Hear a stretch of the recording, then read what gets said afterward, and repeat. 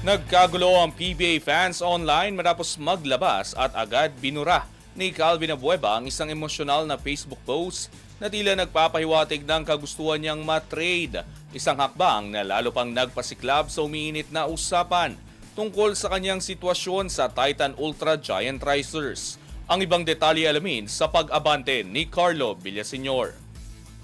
Umani ng atensyon sa social media si Titan Ultra Giant Racers veteran Calvin Abueva nitong Martes matapos siya mag-post at kalaunay magbura ng isang mensahe may pagmumura na tila nagpahayag ng pagkadismaya sa gitna ng kampanya ng koponan sa PBA Philippine Cup. Sa naturang Facebook post isinulat ni Abueva ang mensaheng nagtutulak na siya ay i-trade na agad umani ng libo-libong reaksyon bago ito tinanggal makalipas ang ilang minuto. Kasalukuyan may 3-6 record ang Titan Ultra habang patuloy na naghahanap ng consistency sa conference. Si Abueva na nakuha ng prangkisa mula sa Magnolia Chicken Templados Hotshots ay matagal nang isinama sa iba't ibang trade speculation sa season na ito.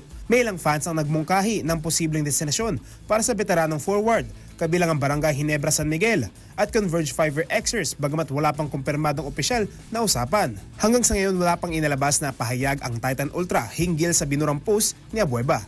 Ako si Carlo Villaseñor, Abante Sports. Taon na!